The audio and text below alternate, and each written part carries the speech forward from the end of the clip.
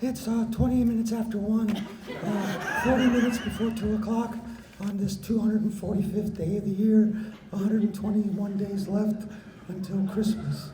We'd like to send this next song out to all the folks here traveling. Don't forget, this is the feast of St. Stephen's, the King of Hunger.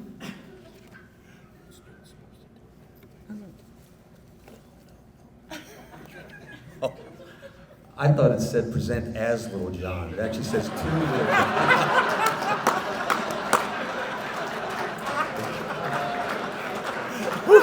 I'm not going to lie, that hurt.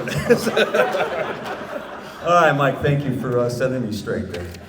All right, as with all the recipients from today's inductees as well as award receivers, we'd like to just remind everyone that a wealth of information is available on the IPA website along with their full biographies. So I'm not going to spend a lot of time discussing the things that are available online for John. I'm going to tell you a few things about John that you won't be able to read there. Okay. You nervous, John? All right, actually, it's going to be very nice.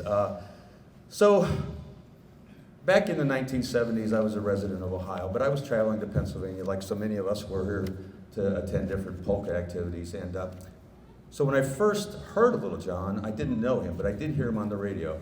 And what I found out immediately, and I'll echo what Jackie was just saying, that John had and continues to have this huge amount of information about polka music, polka recordings, all the ladies and gentlemen that are responsible for that music. So I would enjoy listening to his show, and he'd make a commentary about a song or a musician's band or whatever, and then he would surprise me with something. And he would tell me about the origin, or not me, but his listeners, the origin of that song, or who actually recorded it first, or who had written it. And I thought, wow, this guy, he really knows his polka music. He knows everything about all of it, And so that's all I knew about Little John for quite a few years. Well, eventually I moved out here, and I was fortunate enough to meet John personally. And over the years, we've developed quite a close friendship. And some of the things that I've learned about him since that initial introduction to him is not number one, but the first thing we'll discuss is that he is a spectacular businessman. Anybody that's had to deal with John on the receiving end of that will walk away with their tail between their legs, and he'll attest to that. He also manages to make the best out of every situation that he can come to. And I bring one point in mind. John had a chance visit to a radio station in his younger years with no intent on becoming a DJ. He just showed up there, and all of a sudden the opportunity presented itself to him, and they asked him if he wanted to become a DJ. Well, John instantly recognized that as an opportunity, grabbed hold of it, and ran with it. And he has become one of the most successful, longest running DJs in America. And that says a lot because he's also on terrestrial radio. He does iTunes, or TuneIn, iHeartRadio. His radio station does live streaming. And as many of you that are in the radio industry will know, today that's not an easy thing to do. And he is a profitable, very successful radio station announcer, and he shares that with his fellow announcers as well. His station loves him because John has a heart, and he will give as much to all of the other DJs as he could possibly do that. So he has had a lot of good experiences in his life, and he's taken them and ran with those as much as he could. But like so many of us, John has not had just a life of all positive things. And as I said to you earlier, John makes a positive out of a negative. So John has had some personal health issues, as we've all had over the years, and his most recent event occurred just before COVID hit. So John ended up in the hospital right about the time they shut down all the hospitals. So nobody could visit John, nobody could contact him, and luckily Carol was his liaison. We were getting updates on his activity and everything.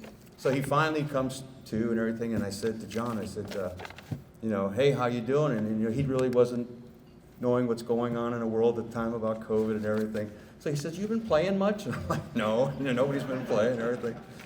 But he said to me after that, he said, he says, considering what's going on in the world and nobody can do anything, he says, this is a pretty good time for me to be laid up in a hospital. He said, I said, wow, talk about a positive attitude. So he called him our little Polish COVID Rip Van Winkle. Also, On a serious note, John unfortunately lost his wife quite a while ago when his children were very young. And as a single parent and with the help of a lot of friends and family, he was able to raise those children into the wonderful adults they are today. Johnny and Nikki are here, along with John's granddaughter, and Carol's here to celebrate this day today. So I wrote a thing down here at the end. I just want to make sure that I don't mess it up, okay? Oftentimes, the impact of people's actions aren't revealed until they're gone. Sadly, sometimes there's nothing we could do to let them know personally how we felt about that. Well, luckily, there are times when we can acknowledge and present individuals that honor directly to them. Today is one of those days. That's the beauty of the IPA Pioneer Award. The stories about the dedication and accomplishments of its recipients is eventually told. So thank you, IPA, for sharing John's story. His hard work and love for polka music has helped us make it possible for us all to be here celebrating today. So would you please help me congratulate John on his wonderful award.